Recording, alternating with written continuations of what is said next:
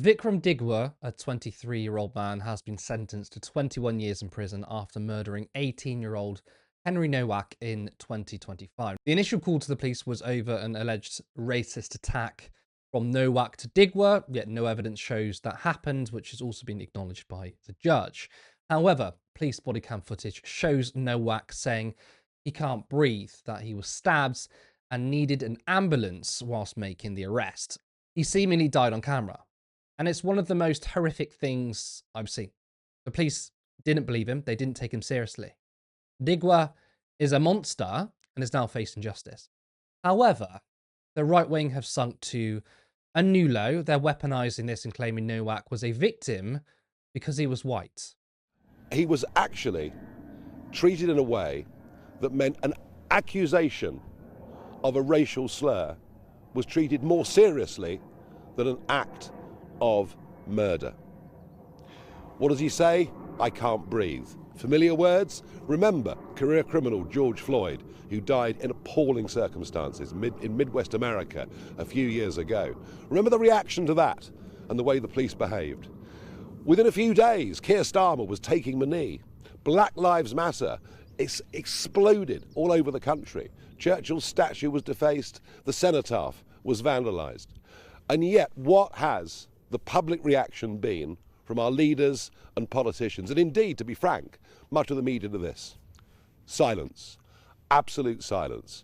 Proof, if ever there was any, that we're living in a two-tier culture in this country where the rights and privileges of white people matter less than those of ethnic minorities. Suella Braverman saying on Twitter, "White lives matter." Rupert Lowe, he also tweeted, "Any Indian who covered up for Vikram Digwa must be immediately deported." Why is he talking about Indians specifically? Like, you can tell that Rupert Lowe is fulfilling a fantasy in his head by weaponizing this poor young man's death by immediately going to deportations, but specifically talking about Indians. I mean, it's just a weird fantasy that he has. I'm sickened and appalled that this is being weaponized, that Farage is claiming this is two-tier justice. I mean, he didn't die because he was white.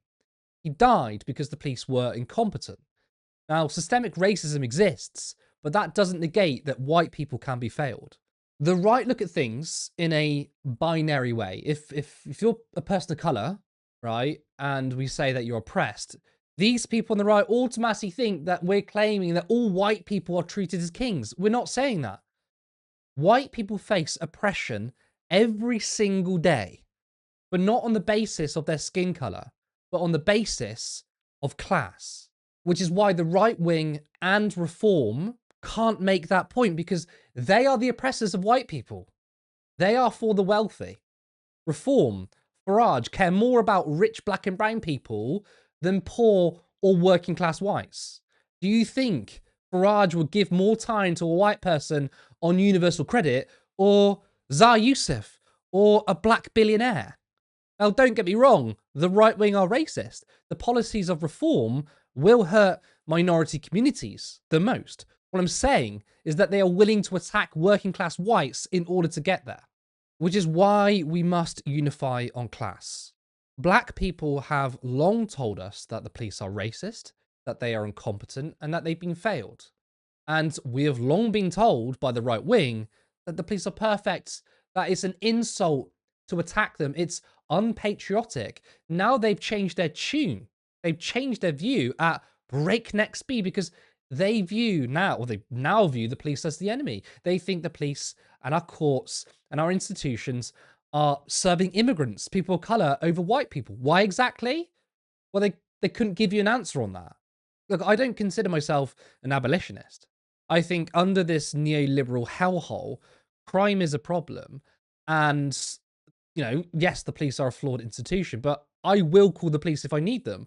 But that doesn't blind me to the fact that the original function of the police is to protect capital. Institutionally, they often fail the working class. And it's no different to the US. I mean, there are black people who are locked up for the rest of their lives for possession of weed. At the same time, a billionaire pedophile rapist is president. Now, can he do that because he's white? Well, I'd say he could do that because Trump is a billionaire. And look, I don't know how widespread things are from Twitter okay? But things are happening in real life because of the radicalization of Twitter. Look at the Southport riots. There seems to be this thread. Again, I don't really know how widespread it is, which is the idea that white people are kind of tired over white guilt, and that their entire lives they've heard this is racist, that is racist, there's institutional racism. And yet decades later, people are saying the same thing. There's racism everywhere. And this thread from, the right wing and again, some white people is to say, well, maybe it's not a problem. Maybe the problem is that people of color are just pretending that racism exists and that actually racism isn't a societal thing, but we keep being told that it is, which is why nothing's changed, right? That's why decades later, we're still talking about systemic racism. Why is it not being solved? Because, and frankly, because systemic racism hasn't been solved. So just because feeling fatigue from hearing about racism existing as a white person doesn't mean that you get to turn around and be like, I'm just so sick and tired of hearing people say that everything's racist. Maybe it isn't. No, it's the fact that there are so many things that are racist in this country, but no one's done anything about it, which is why 50 years ago and today, we can still say that systemic racism exists. And the data, we have data that shows that. We have data that shows that young black men are more likely to be arrested through stop and search. They're not more likely to commit a crime, but they're more likely to be arrested because of racial profiling, right?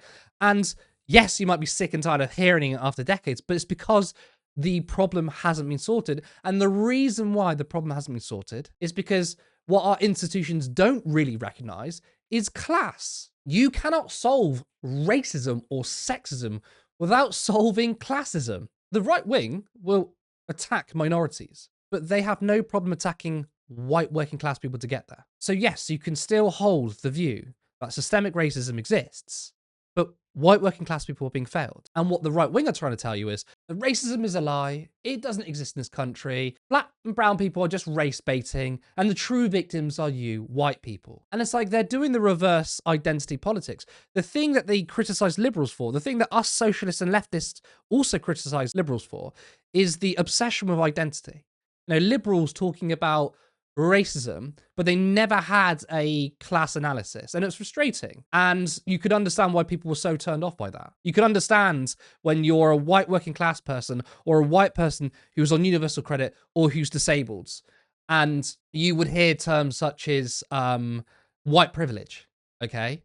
I was never in favor of that term because privilege has such a strong meaning attached to it that if you're a white person, you must be privileged. Of course, what it meant was you can be oppressed based on your class, but you're not oppressed based on your race. A black working class person is oppressed because of their class, but also because of their race. There's an extra level of oppression. But I can understand the way in which the liberal political correction period in politics, okay, completely failed to grasp the true issues because we didn't talk about class and inequality. They never talked about austerity, for example. But the solution isn't then to do right-wing identity politics, which is to go, okay, well, the liberals were wrong because all they did was talk about race. So what we're going to do is support and vote for a party that only talks about race. And now they're trying to say that white people are oppressed. No, we are never going to get anywhere if we keep just doing surface-level identity politics. White people are not oppressed because of their race. White people are oppressed because of their class. Black people are oppressed because of their class. And brown people are oppressed because of their class. They are also oppressed because of their race, but class comes into it. As I said about Zia Yusuf, he's going to be fine. The multimillionaires and billionaires who are black, who are brown, they're going to be fine.